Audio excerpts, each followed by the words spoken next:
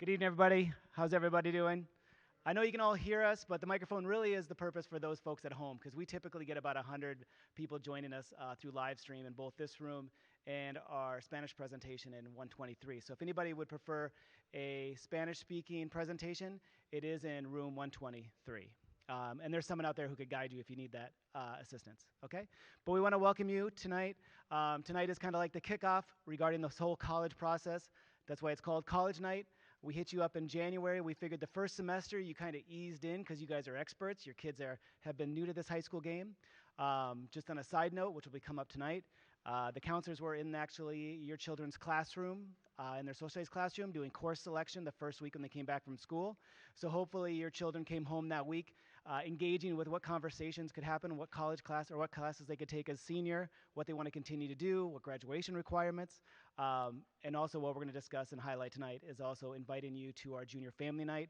Many of you have signed up, but if you haven't done so, please do so. The spots are filling up.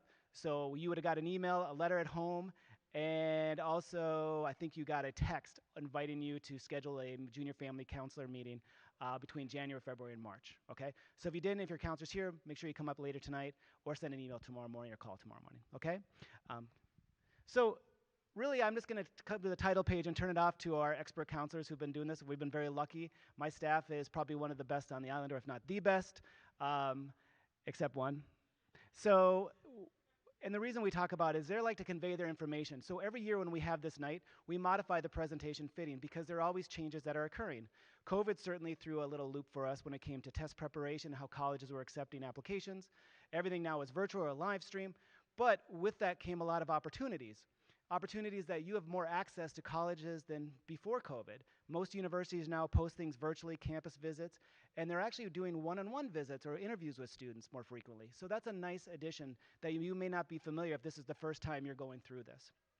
But what we're going to highlight today is kind of like the different components that you see here. But it's a lot about self-exploration. It's really understanding what kind of goals and what type of aspirations you and your family have when your child leaves for college. And I know that's a really big question. And most students say, I don't know. And that's okay. It's January of junior year. I can promise you maybe senior year, it's still probably the same answer. But that's why we start out, and that's why I would like to think we're one of the best resources available for all of you to go through this and kind of assist you while we trek towards that graduation day in June of 2025. Okay? But what we're going to do is, if you don't get any of this information, you feel like you missed stuff, we're going to take questions at the end. We're covering quite a bit of information, but also you have a good rapport with your counselor. Always reach out to your counselor to get assistance. And if they don't have that answer, I'm certain they're going to get back to you with that answer. They can help you out, okay? All right, so starting off, Ms. Farrell is going to come up and speak to a couple of the top software programs that we do use through this college process. Software. Hi, how are you? Thank you all for coming. I'm going to talk about Naviance. So Naviance is a college and career organizational tool. All of our students have Naviance accounts. Many of you may have already logged in. If you or your child do not know your password for the Naviance account, do not panic. We can very easily reset it at their junior meeting. I don't think students can actually reset it on their own, so we can do it for them. Naviance is a tool that we've shared with our 9th and 10th graders, but now as juniors and especially as seniors, we use it quite frequently. A couple of the main things through communication, we post scholarships on there, upcoming college visits, stuff like that. The college planning, which I'll get into in a second, but the career planning aspect. This is great for our students who are truly undecided. There are multiple inventories, personality inventories, career interest profiler, learning style inventories, and they're great, especially for our students who don't know what they want to do. It's not going to potentially make you know what you want to do, but it can help certainly narrow things down or give you ideas of different careers or different areas that are out there for you. So I definitely recommend our students take the time to go through some of those personality inventories and things like that. But the main thing that we use it for is the college planning piece, which is on the next slide. Okay. So one of the first things is the college search. So what you can do is you can narrow down the list of 700-800 colleges nationwide based on different criteria. So that would be location, size, potential major, athletics, multiple divisions, um, likelihood of getting in, etc. This is wonderful to help take all those schools out there to figure out where should my child apply. You can save different searches, so if you want to do a school, a search for bigger schools, you can save that versus a search for smaller schools. From there, you can save schools to your list. Build that list. It doesn't mean you have to apply to those schools, but it's great to see, Binghamton's deadline versus Oneonta's versus Fordham's, right? Or, how to apply. Are they on the Common App or are they on the CUNY app, et cetera? So it's a great organizational tool. The other thing that you can do is invite teachers for letters of recommendation.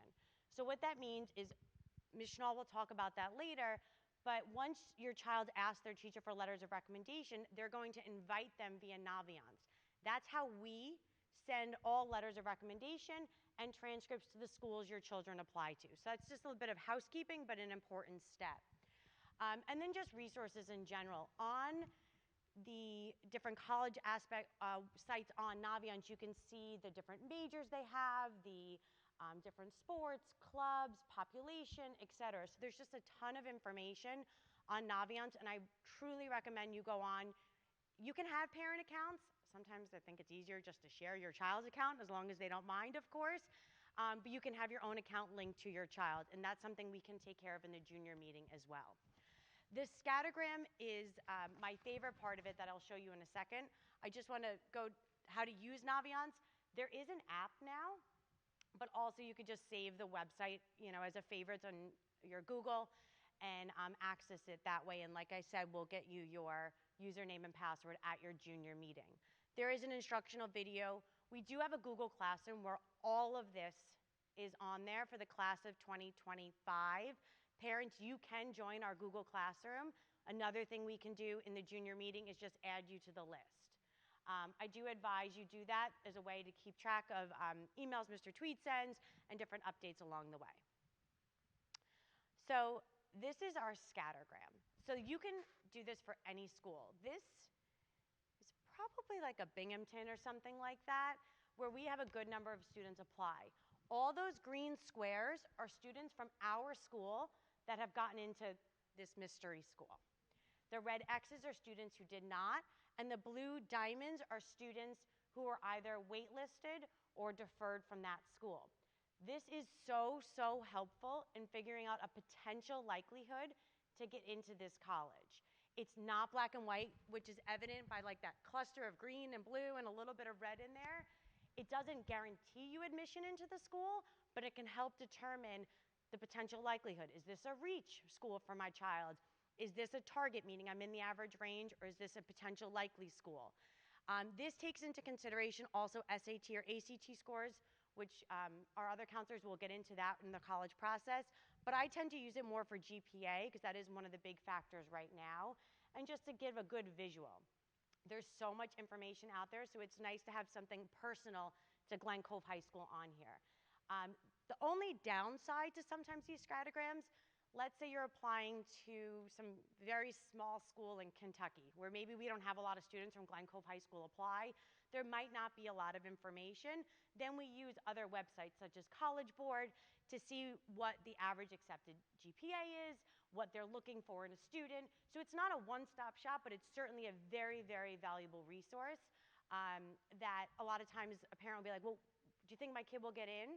We don't have a crystal ball. It'd be a lot easier if we did, but we have resources like Naviance to help us navigate those conversations and help you all build that list for senior year, okay? Any questions with Naviance? No? Okay. I am going to turn it over to Ms. Oh, no, I'm still going, sorry. No, I'm not. The college search aspect. This is going into what I was saying on Naviance about how to narrow things down. So size. You have larger schools out there. Think Penn State, West Virginia, University of Maryland, where they have thousands and thousands of students. You might have larger class sizes, especially in freshman and sophomore year, versus a smaller school like LIU Post or Old Westbury, where you might not have as many students in a class. So that's something to consider. Location, are you looking in-state? So that being said, are we looking within New York State, within our SUNY system? Even though we do not live in the 5 boroughs, we do qualify for CUNY tuition. So that reduced rate is equivalent to about the SUNY tuition. That could obviously be a factor versus going out of state. Urban versus suburban. So urban would be like an NYU, where you literally might have like a baby gap next to your dorm, versus let's say LIU Post, where you kind of drive into the campus. Like, which would you prefer? Public or private, getting back to that SUNY and CUNY I mentioned earlier, tuition-wise, they're going to come in significantly less than a private school, but private schools tend to give more academic money, so kind of something to consider. And then the environment. This is really important. I often say to my students, it's all about the fit. Yes, we want to make sure the school has your major. It's in a good location. You can get home if you need to, or whatever is important to you. But it's oftentimes how you feel on that campus. And so much of that can be determined by the academics, what majors they have, what activities. Are you looking to play sports, whether at a division level or maybe just club? Or do they have extracurricular activities for you to participate in? How do you physically feel on that campus? You know, is this the right home for you? Because I do think, you know, obviously outside of finances and academics, how you feel on that campus can be a huge determining factor in success at that school. So there are a lot of factors, you know, to look at. Taking all of this and then using the Naviance tool or even the College Board tool, because you all, or so many of you have College Board accounts at this point, to narrow things down can certainly be helpful. And then in terms of our resources, this is like a very overwhelming slide and a lot of words on one page, but basically College Board, like I just said, and then there are like campustours.com. Mr. Tweed was talking about that, especially since COVID. The virtual tours have become very popular. Pre-COVID, they were honestly just kind of okay. I think colleges have really stepped up their game with regards to that, because there was a time where students couldn't go visit in person. So they really improved the quality of the virtual tour that I, at this point, would recommend it, especially if maybe you have a school in Florida or even upstate New York and you just can't make the 7-hour drive to Buffalo right now. You could do that virtual tour to say, is this something that could work for my child or work for me if you are the student, and help narrow things down. And then maybe it's like, okay, maybe when I get in, I go visit. You know, obviously we love if you could go in person, but these virtual tours can be super helpful right now. And then just, the online college fairs, the same thing. Thankfully, we have gone back to in-person college fairs. We have ours coming up in April, but once again, maybe you have a school on the other side of the country that's not coming to any of the local fairs, a great way to kind of jump on, get in a conversation with an admissions rep about what they have to offer at that school. There we go. And then the college fairs. So we are April 18th at 7:30. Please come. We usually have over 100 colleges here. It's a wonderful night. Students, you get 2 community service hours. Bring your friends. And we usually have a great representation from a lot of our local schools, a lot of our SUNYs, but from schools all over the country. We usually have the list ahead of time too, so you can kind of scope it out. If there's a school that you're interested in that maybe isn't coming to our fair, look at the other fairs in our area. The NASA Counselors Fair, April 16th, just a couple days prior, is at Hofstra. It's an even bigger fair, borderline overwhelming at times, but if you get that list ahead of time as well, find the schools that you're interested in and kind of like beeline it to them, and then you could obviously like look at other schools there, but that's a great way to get a face-to-face conversation. A lot of times students are like, I don't know what to say. You know, and I get it. I'm naturally a very shy person. At 17, I probably wouldn't have known what to say too. These reps love to talk. This is what they do all day. They're there to represent their school. So a lot of times they'll just start talking, which is great. But you could also just have one question in mind, you know. I was with a student today, and we weren't sure about engineering. And one of the questions we had for the school that he was thinking about is, do I have to start in the engineering program or could I transfer in? And I was like, well, that's a great question for a rep, right? So if we have kind of just like 1 or 2 questions in the back of our minds when we go up to these college reps at the fairs, I think it can help ease that conversation, and then it continue on from there. Students or my spring athletes, if you have a game or whatnot that day or the play practice, please come, even in costume, in your uniform. It's another great talking point. And they can see that you're involved in school, and then that usually helps spark a conversation as well. So I recommend you do come to one or all of the fairs. And then obviously we are a resource as well. You know, Mr. Tweed mentioned the junior meeting. We have started them. They officially start on Tuesday. I think I had one early one today, but please, it's such an important meeting. It takes about an hour. We would love for you to join us in person, but if you can't, virtually is wonderful too. And we have our Google Classroom, which has a wealth of information. And I do recommend you join that as parents, because then you get the emails from Mr. Tweed. They can be excessive, but I promise they are helpful. Oh, I kind of jumped ahead. I apologize. This is just getting back to the campus visit.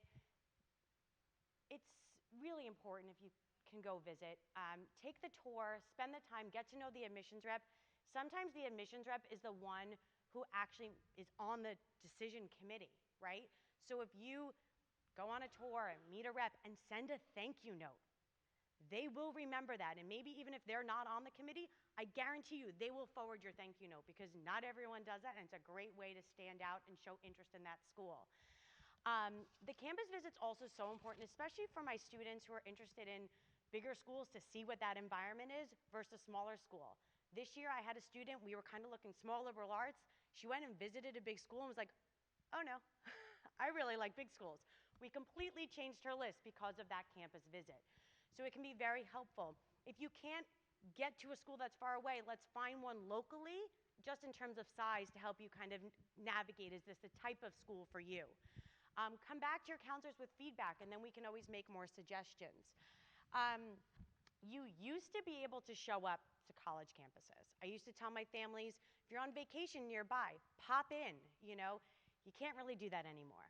Especially since COVID, they want appointments. I don't think you need like COVID protocols or anything, but they definitely prefer students make an appointment. You can now just go on their websites. Old Westbury has a great website. You can click on the calendar, click on the time, put in your email address, and boom, you're registered. So it's worth taking a few minutes to register for these upcoming tours. You'll have some spring open houses coming up in about April. You might be able to even piggyback on a senior accepted students day if they allow you to. And then, of course, in the fall, October is a big month for open houses at all the colleges out there. So I definitely recommend you go visit. The last thing down here is kind of interesting. Meet a professor who teaches a subject that interests you. If you're going to be a nursing major, ask to see the nursing labs, you know, or a bio major. If you're going to be a business major, ask to see the business classes. Do they have the Bloomberg ticker going across like so many schools do now? Some schools will even allow you or your child to pop into a class or sit in on one. I think it's great if you can. Obviously, not everyone can, or not every tour takes you there, but we were at Malloy a couple weeks ago, and to see the nurse simulation lab, it was just the coolest thing ever. I think we all wanted to sign up and be nurses by the end of the day, but it's really important to see where you would be studying, so don't be afraid to ask. What's the worst they say? No, but at least you know you asked to see specific areas. Same thing with theater, you know, or visit the choral program or whatever it might be. And then, is that me? Oh, okay, sorry. And then this is just narrowing it down. I mentioned this earlier with Naviance, that narrowing down that list and using that scattergram to do that. So you have target schools, which is where, if we went back to that scattergram, you're in that average range. Find that green cluster of accepted students. If you're kind of hovering in there, you're kind of in that average range, a good likelihood you get into that school. You have your reach schools, which are maybe the bottom average, you know, of their average range, or just kind of right on the outskirts of it, or maybe it's Binghamton, and it's just really hard to get into right now. You know, no offense to anyone out there, I make Binghamton a reach for everybody because it's just so hard to predict. You know, doesn't mean you don't apply. You 100% apply to those schools, but it's maybe a little bit less of a guarantee to get in. And then you have your likely schools, where you might be above their average range. And sometimes if you are, that can mean, you know, more scholarship money and stuff like that. I'm the first to say I went to my safety school because, getting back to what I said earlier, I got into my reach school, but I liked the way I felt on the campus where I went, and it worked out really well for me. So I think what we used to call it safety schools, I like likely better, because I think safety had a negative connotation. But I will happily tell any student that I did go to my likely school because it was the right school for me, and at the end of the day, it still was the right decision. So I was really grateful for that. So these are titles that I don't want to get too hung up on, but it can help build that list. A lot of times we're asked, like, how many schools a student should apply to. Common App will cut you off, and a couple of our students this year have tested it with 20 colleges. It's like $1,000, so, in application fees. Um, I would say whatever the right number is for you, on average about 10, kind of gives you, plus or minus 2, gives you about some target, some safety, you should also maybe consider financial safeties versus, maybe your SUNYs and CUNYs versus having some schools locally too. If your child's not sure if they should go away, that might make the list a little bit longer. But beyond 12 usually can be a lot. But a lot of times our students got free applications too, so I think they were like, let's see what happens. But about 10 is usually a good number. Any questions? Yes.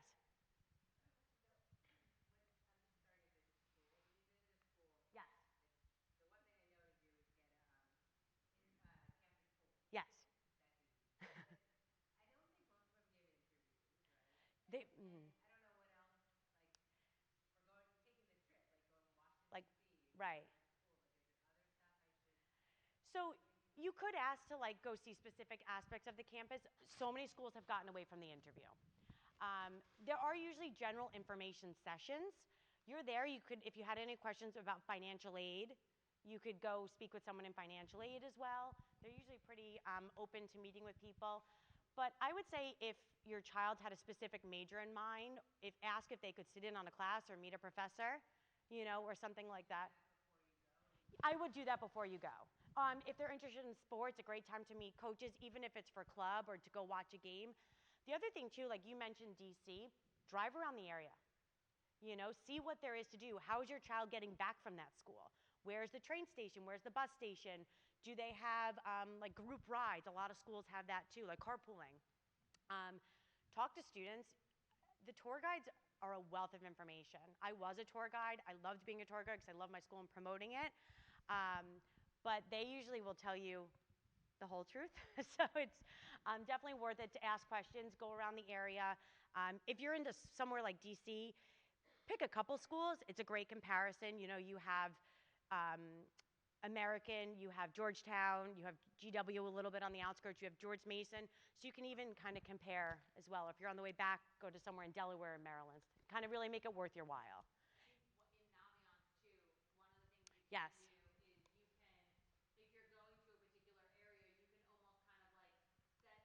Plan your search. Yeah, your trip.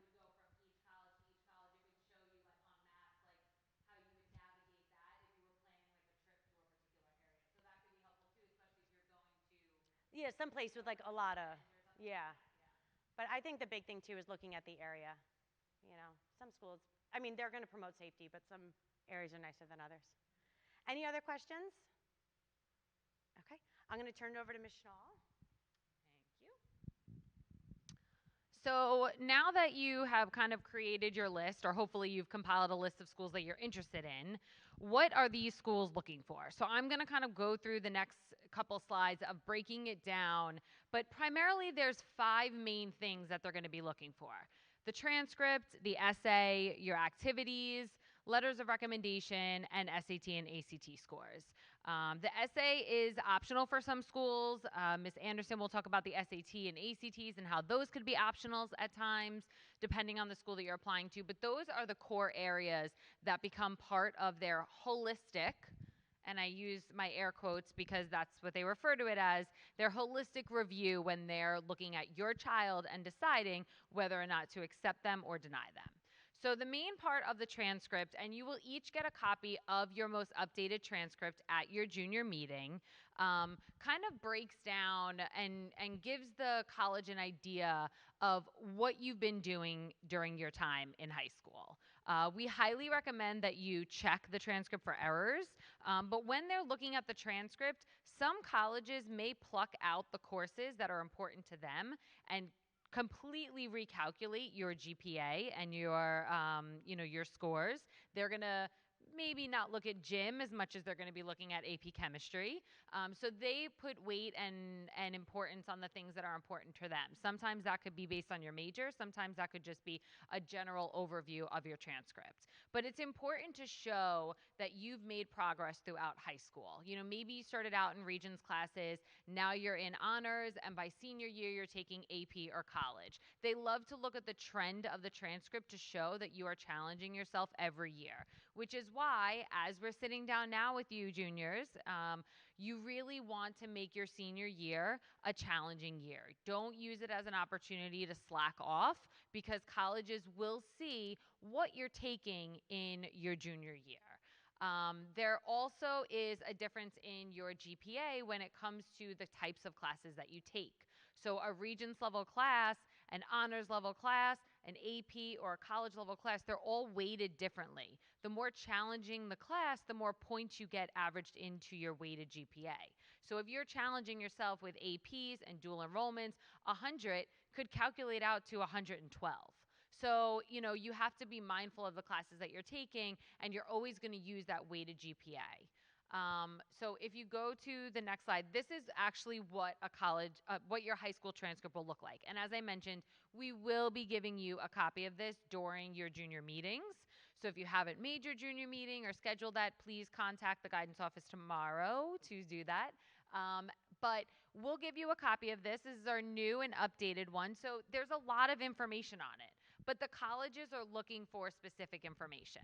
The stuff that they're looking for, and if you look in the top right-hand corner, I know it's a little bit small, but they're looking for your GPA, that grade point average, the average of all of your classes, right? They're also going to be able to see that trend that I was talking about. Maybe you were in regular, then you went to honors, like this student, then they added in some APs and finished off senior year really strong with a lot more APs. You know, that's something that they're looking for on your transcript as well. We also post your community service hours. So I'm going to talk to you about your activities. We post that on your transcript. It's not required. We don't require community service hours for graduation. But what it does is it shows the college that even though we didn't require it, you still did those hours. You went above and beyond. So take this opportunity this year, if maybe you don't have much to put on your application when it comes to activities, to start looking for opportunities where you can volunteer or looking for things to become a part of that you can earn some community service hours. The other thing is, and I'll tell you this, if you're doing community service, I'm going to show you a copy of a resume, but if you're doing community service, please be sure to pick up the community service forms in the guidance office. You will fill those out, and that's how we'll keep track of your community service hours that we will then put on the transcript. So it's important to keep track of your hours and also for you to keep a copy of that too. Because when you go to fill out your activities section of your application, and if you're anything like me, I can't even remember what I ate for dinner last night. You're trying to remember what you did the last 4 years of high school to put on there. So keep a copy for yourself, or we always recommend, especially in the freshman meetings, to keep a file with all that information in it so that you can just, you know, reflect back on that file or a note in your phone or a Google Doc to pull up that information for the community service. But that is something that we put on here as well. We have all your exams on there, and we have, what was the other thing? And we have, yes, thank you. The courses for this year. So, you know, this is giving them a lot of information in just one document, and this is just one part of your application. So you definitely want to check it for errors when we give it to you at your junior meeting, but you, like I said, you all will get an updated copy of that. So this is a copy of the activities resume, just a sample. You know, you guys can kind of create it however you'd like, but this is where you would list all of the activities, clubs, honors, community service, awards, anything that you've been a part of here in high school. Because again, they do a holistic review of your application. So they're going to give weight to the activities that you've been a part of. They're going to give weight to your GPA and the classes that you've taken, your essay, the application itself. So this is one piece of the puzzle, but as you can see, this kind of paints you out to be a more well-rounded student. It's not just all about the numbers. I always say that yes, your GPA and your SAT scores, if you're submitting them, those are black and white, right? We can't really change those. But this is what gives your application color. This, your essay, this is what brings you to life. This is what makes you a more than just a number on a paper. So, we encourage you to be involved, and we've been hopefully, since freshman year, telling you get involved in clubs, do activities. You don't have to do a million. But if you've been part of it for a longer period of time, or you've taken on a more leadership role within that club or activity, that shows the college that you're going to hopefully bring that same enthusiasm, that same leadership, that same type of student to their campus.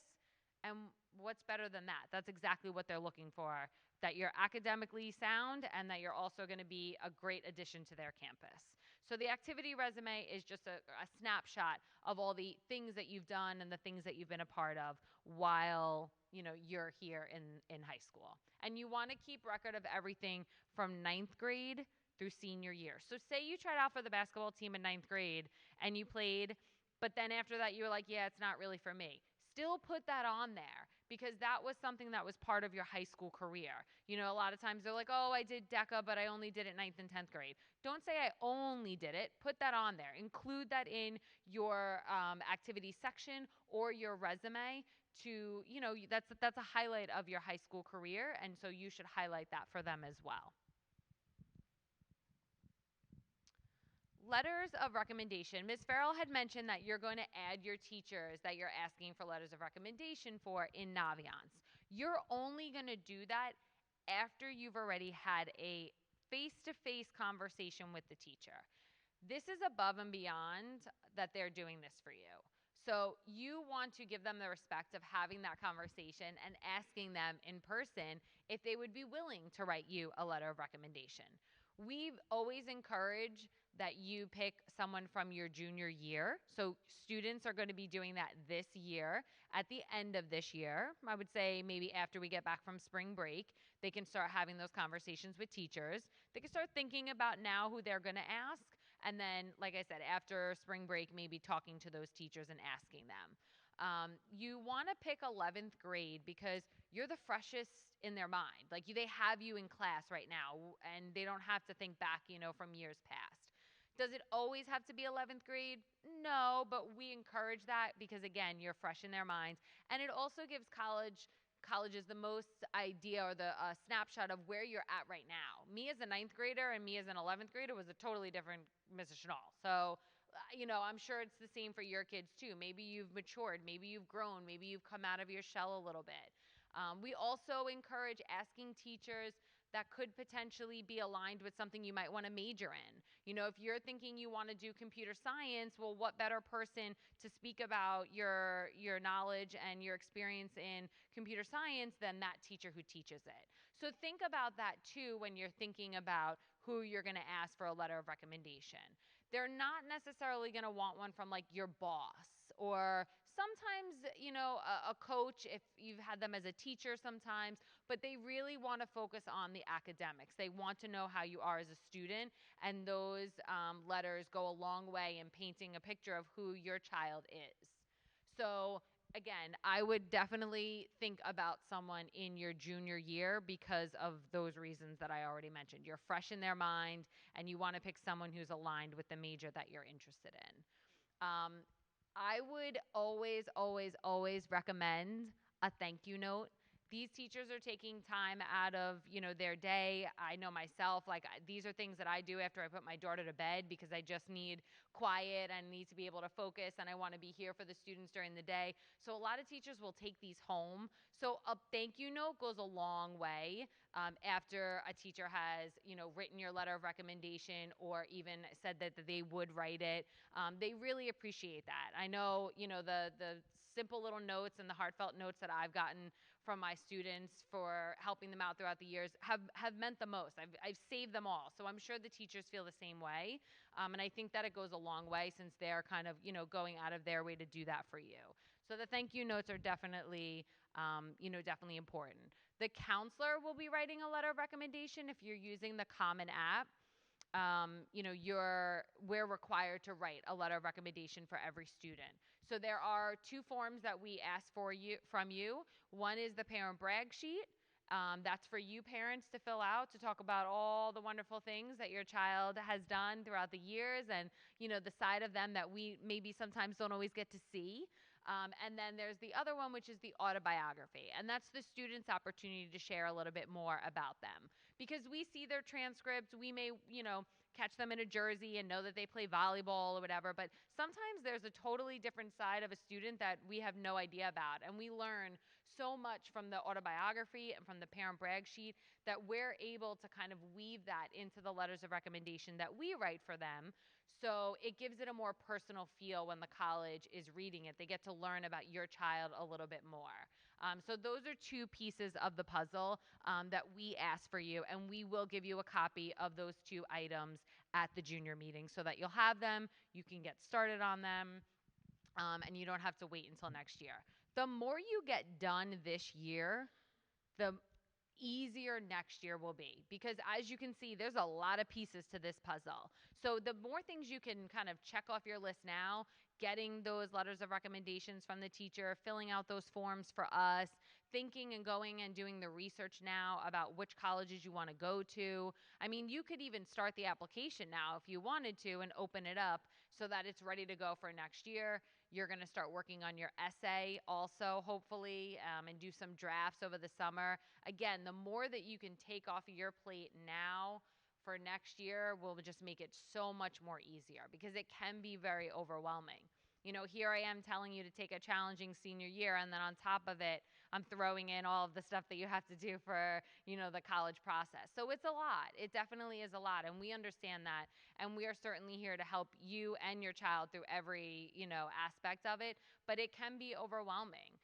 One of the things that we highly recommend in your course selection, is, if you haven't already, is to consider taking our college essay writing class.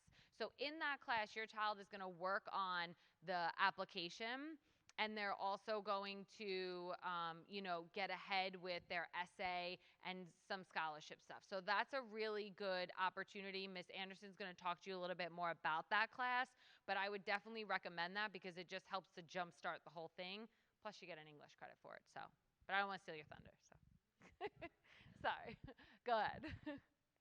Actually, she's going to, I think I'm going to be handing it over to her now. She's going to talk to you about the last piece of the puzzle, which is the SAT and ACT scores. So, any questions on anything that I covered so far or that we've kind of discussed? No? All right, perfect. Here's Miss Anderson. All right, who's overwhelmed? Right? It probably sounds like gibberish to you at this point, right? It's a lot going on, like Ms. Chenol said. It's a lot of information, and guess what? There's still more. I still have to give my part. So, but that's why we start early, okay? We have these conversations now. You're going to be here. You're going to have the meeting with your child, with us. They're going to speak to us so many times. I see some of my seniors every other day, and we're having this conversation every other day. What does this mean? What's this? And we work it out. We figure it out. So I know it's extremely overwhelming. It's information overload, but it's better to kind of get a broad idea of everything, and then now it will spark a conversation the next time when it comes up. Oh yeah, I remember that. Let me bring that up. Let me talk about that with my child, with the counselor, and then you keep going from there. It will eventually make sense, and that's why we have a lot of time to kind of start going over it. Okay, so I know it's overwhelming, but we are going to have this conversation so many times. Okay, so there is a college entrance exam. So you can take the SAT or ACT. And I will get into it later. There's test optional and all of that, but you want to take one or the other at some point. So you don't want to not have one and then need it later. It's better to have it and not need it. Okay, and again, a school may be test optional, but the program you're applying to is not. So you want to have that score in your back pocket just in case, and then you can decide what you want to do with it later. But if you ended up needing it, now you at least have one. Okay, we recommend sitting at least 2 times, because you can do something else, what I'll get into is super scoring. So you want to sit, kind of feel it out, and then you can sit and take it again. Okay, but you do want to try at least one. The biggest difference between the two is one has a science component on it, the ACT has science, and the SAT does not. Okay, so it's out of a different point system, but it also has different content on it. So it really depends on the student's strengths. So I know they ask us, which one's better to take? And I say, well, which subjects are you better at? Is English you're strong in math, or are you not so good at science? So that would kind of determine, I guess, which exam you take based off of what strengths you have. So yeah, so these are some of the differences. We will be hosting the SAT and ACT here in June, but the biggest difference too is the SAT is now digital, so everything will be digital for that. No more paper exams for the SAT. Okay, so that's starting in the spring. So the March exam is the first time that we're gonna kind of be full-blown running the digital exam. Okay, but they're not always here. They may be at different locations, but in June, the SAT and the ACT will be here. Okay. You can go to the next slide. Okay, so here's the super scoring and test optional. So super scoring is, that's why I recommend taking it more than one time, because if you do better in one section the first time and better in the second section the next time, you can combine those test scores for your best score. Okay, now that doesn't mean they're gonna like copy and paste the best scores and send it like that. You have to send both reports and they'll see the scores from both reports, but they're only going to count and kind of focus on the highest scores because it benefits them, it benefits you, that's all they're really focused on. So you would be sending both reports or multiple reports if that's what you're going to use the super score, but you can utilize a super score. Okay, and then test optional. So this is where it kind of can get sticky. So a lot of schools are test optional, and since COVID, it has kind of continued the trend. A lot of schools are still continuing to utilize test optional, but again, you want to have that score in your back pocket in case you're going for nursing and they want you to have a test score. You're going for engineering and they want you to have that test score, but the school itself is saying they're test optional. So it's just always good to have it, especially if you're going for those competitive programs. It's just always good to have. So when you do log into College Board, we had mentioned it before, you sign up for the SAT on College Board. So you're going to fill out a bunch of questions, a bunch of background questions, and then you're going to have to pick the location, all of that. But with this, you want to make sure when you print out that admissions ticket that you bring it with you. You have everything with you on there. Because as I mentioned, Glen Cove is only offering the test in June. So if you're not taking it here in June, you're taking it somewhere else. And be careful, because I've had this happen with students. They may say the school's 20 miles away, but they don't tell you that there's a big body of water in the way and it's in Connecticut. So just be careful of that, because I've had that happen to students. And if you wait too long, sometimes the test centers fill up and then you do have to go further away. So when you go on College Board, it's going to ask you, you put in your location, we'll have where you live, and then it will give you the closest test locations to your area. So sometimes it's Locust Valley, sometimes it's the North Shore, different areas. Sometimes it's not a close one and you have to go further if you waited too long. Okay, so a lot of the beginning ones, like the May one tends to be busy, the June one, the spring ones tend to be busy, and the later ones tend to be less busy. So everyone's trying to take that SAT or ACT in the beginning, so those spots kind of fill up quickly. So if you're going to take one, you make sure you want to register as soon as possible, get your spot, have everything ready that's on here, okay? Because again, if you're not at a school that you're not your home school, they don't know who you are, okay? They have to confirm your identity. You have to make sure you bring everything with you, especially that admissions ticket. If you're not on time and you don't bring that admissions ticket, you're not going to be able to get in to take your exam, okay? Okay, so also some students may get accommodations for the SAT or ACT. So now that is something that will usually contact you. So your counselor probably has been in contact with you, whether you remember it or not. Sometimes it happens in 8th grade. We ask for parental consent form that allows us to apply for accommodations for you. So we'll take the form, we'll go into apply for accommodations, and we'll either find out if they're accepted or not. So you can either use this for some of the AP exams, for the PSAT, for the SAT exams, the ACT exams. So what's important to remember, though, is just because we apply for them doesn't necessarily mean you're guaranteed them. Okay, we send it out, College Board kind of makes their own decision. So we'll give all the information we have. So if you don't have any updated testing or you haven't had any in a while, it may be difficult to get the testing or the accommodations that you want. So make sure you speak with special ed, you give all the updated information so that you can get your accommodations that you deserve. There's an appeal process that you can do if you can provide more information later, but that is something that they can get on the exam. So they can get double time, time and a half, separate location, use of calculator, whatever their accommodations are, they can utilize that for these exams. Okay, now with ACT. ACT, you have to kind of request it as you're applying, as you're registering for the exam.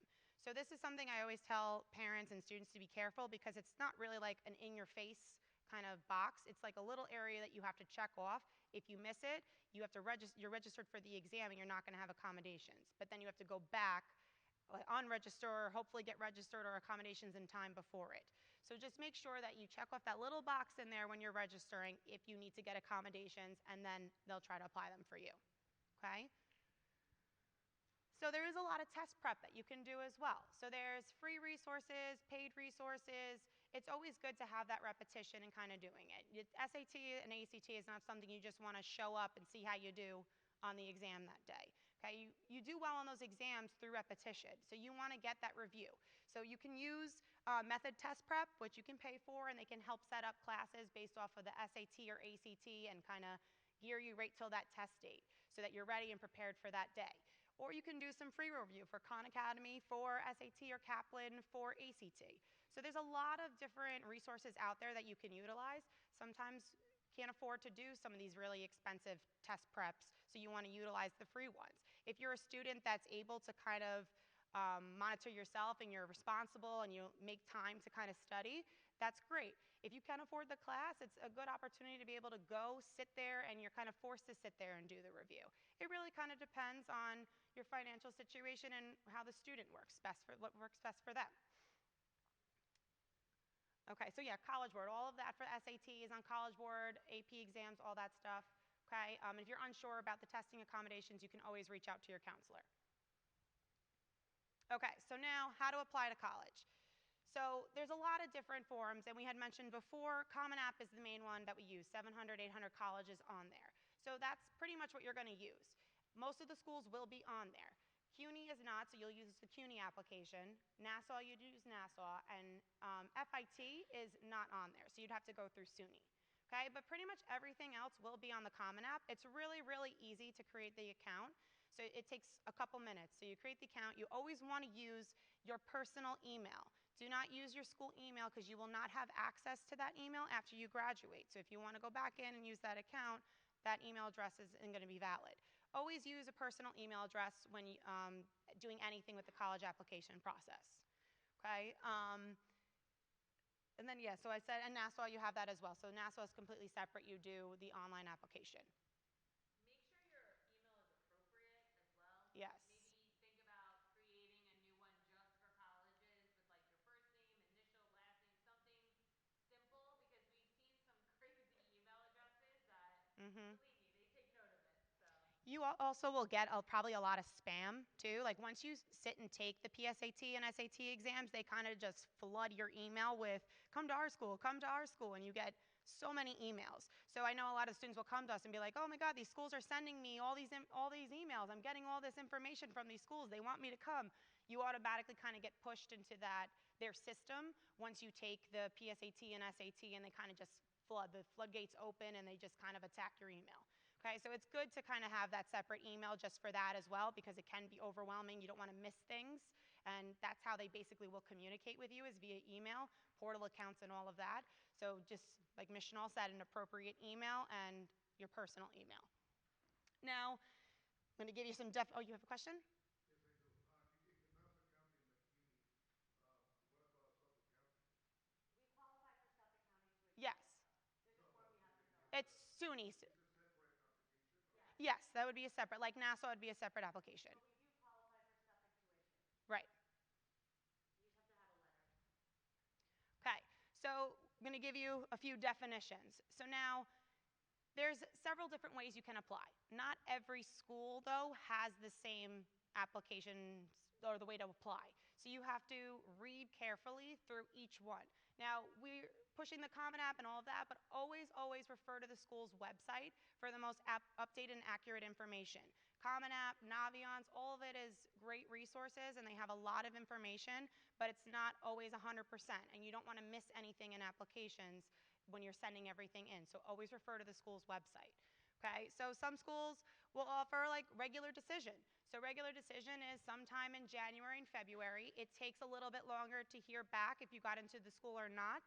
Okay, you will hear back probably in like March or April if you got in. Rolling admissions. Rolling admissions means you can apply at any time. There isn't always a harsh deadline. Some rolling admissions will say April, some will say July of the end of that year.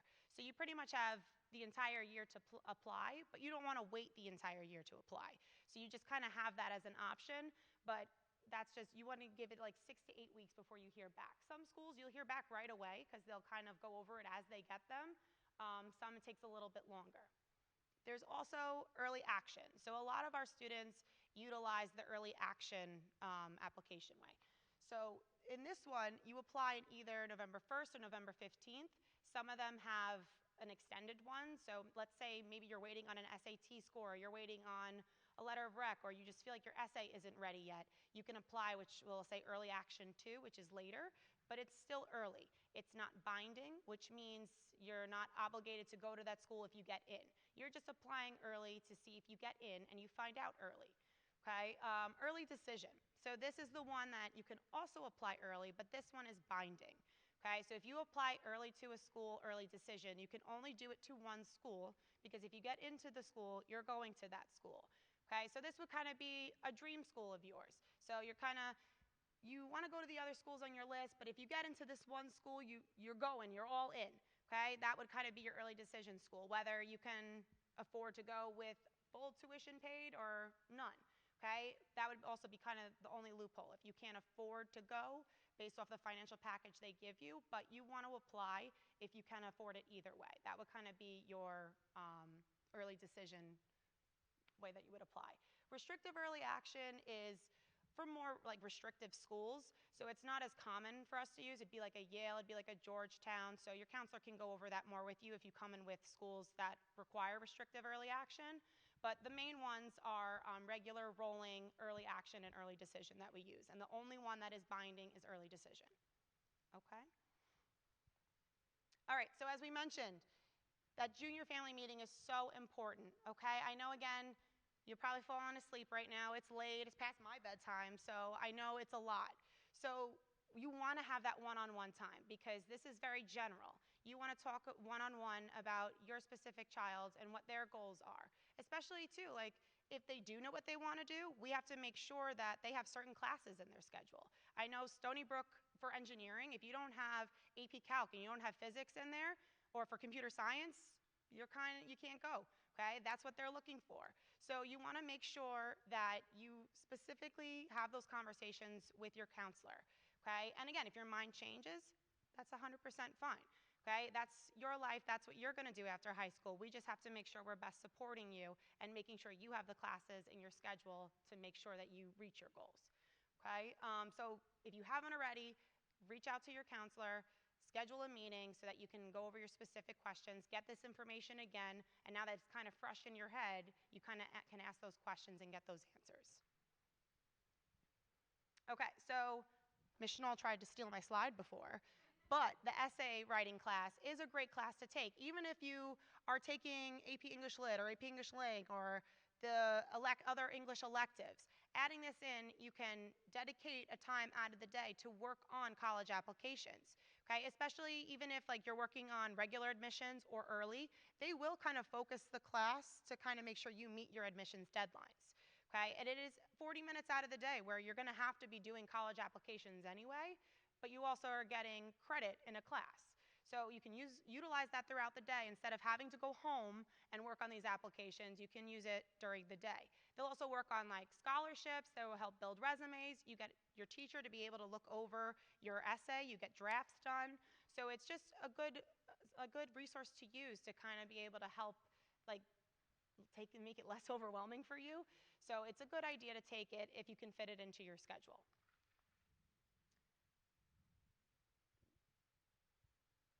Okay.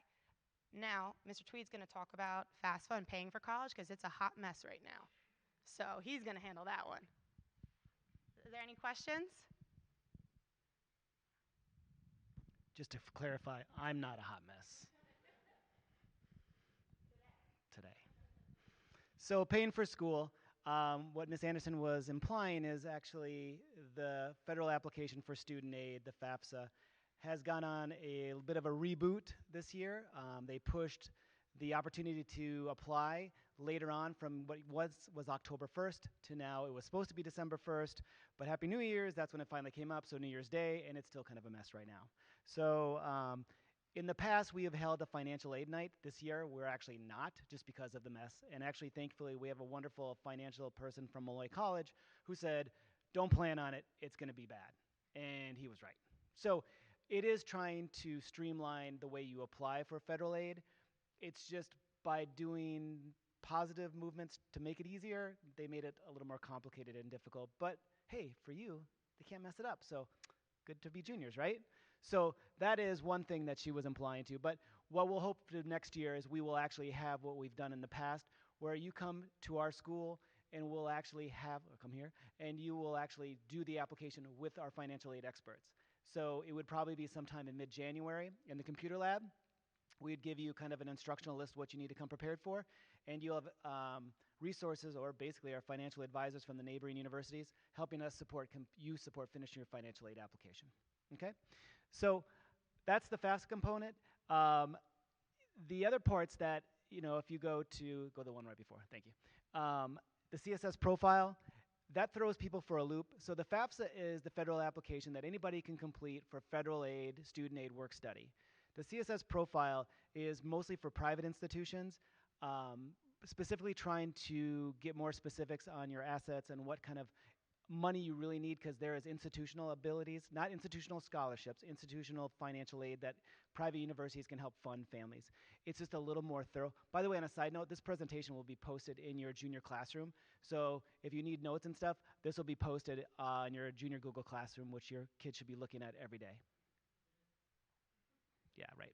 So, but the CSS profile is more thorough. You can actually start that earlier. But if you apply to any private university like Syracuse, Miami, Yale, any of the private universities, they're going to want this because it does help them kind of see your whole bigger financial picture, so they can try to help you the way they can help you, not relying strictly on a very limited federal application. Because the federal application is a bit limiting for what private schools want. And of course, private school tuition tends to be significantly higher. So they're trying to make sure that they can support you financially the best way they can. Not free money, but the best way they can help you out. Also noted is the Excelsior Scholarship for New York State residents. It's been in existence for at least 7 to 8 years. This is supporting families. There's more information in the Google Classroom that explains kind of what exactly is required. It's called a last-in aid package, which means after merit scholarships, federal aid, and everything else is subtracted from your overall tuition, if you fit that criteria, it'll cover the remaining balance. Unfortunately, that does not cover room and board. However, I will tell you, some universities have become a little more crafty on trying to get the Excelsior Scholarship for families, and by that means you could find room and board being significantly lower and tuition a little bit higher, but that's covered. Unless you're Binghamton, where your room and board is $18,500, which I haven't found anything in Binghamton worth that much, but you can see kind of they went in the opposite direction. But when you get down that road, now, like fast forward a year from now, you will have your FAFSA complete, and when it's complete, you'll get a student aid package, which will kind of explain all the different opportunities you have. Plus, blended into that will be any merit scholarships, which is basically money that's the university given to you for based on your academics. It's almost like your child is their transcript, like I believe Ms. Schnall was explaining. Just on a side note, we updated our transcripts, so now you can actually see your child's transcript through your student portal. I don't know how that looks, but when you go in, it looks the same, right? So you can go in, and there's an ability to see your transcript. So obviously, you can't see really much now because nothing has been stored for this year, but all previous years will show up there. Is it under student reports? So if you go on that, you can actually generate that transcript, which might be beneficial in the summer when we store grades at the end of the year. You can see the updated grade point average, okay?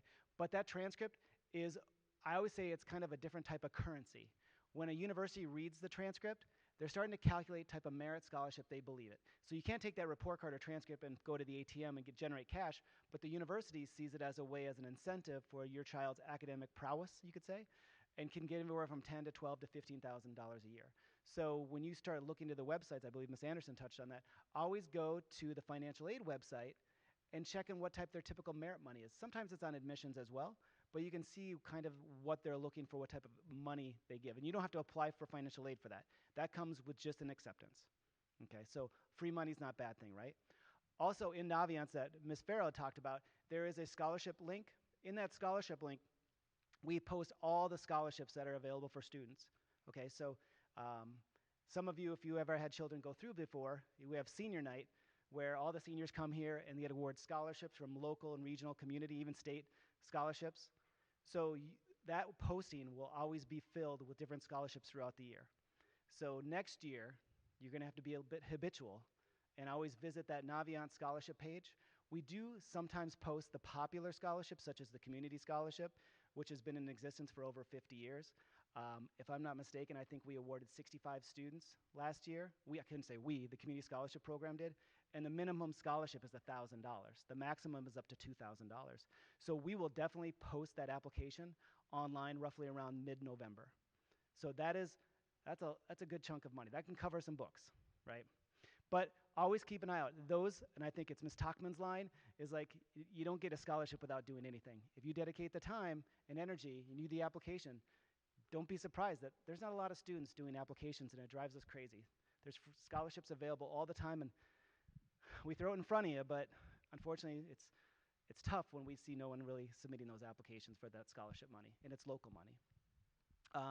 Lastly, the NCAA. So if your child is thinking of participating in collegiate sports, please speak to your counselor about it because there are certain things you need to complete for D1 and D2 sports. I'm going to leave it at that because that's more of a further conversation with your counselor because it depends on the courses you take at the school, at the high school here. The NCAA is evaluating students to make sure you can go through. There is a bit of changes now that are going to possibly happen with the NCAA with NIL and how that's influencing the academic part of NCAA. We're going to get more information on that. NIL is obviously the opportunity for collegiate athletes to make money on their own. So they're kind of looking at a different system that's going to be in place within the future. But if your child is thinking of participating in any type of collegiate sports, D1 and D2, the NCAA does not participate with Division III. Division III is a whole separate thing. There's no NCAA. It's only strictly based on the university or college you're applying to. But please, definitely that's something we have to plan for if your child's planning to or willing or wanting to participate in NCAA sports. Okay? Well, as we always say, it can be a long night. It can be a lot of information.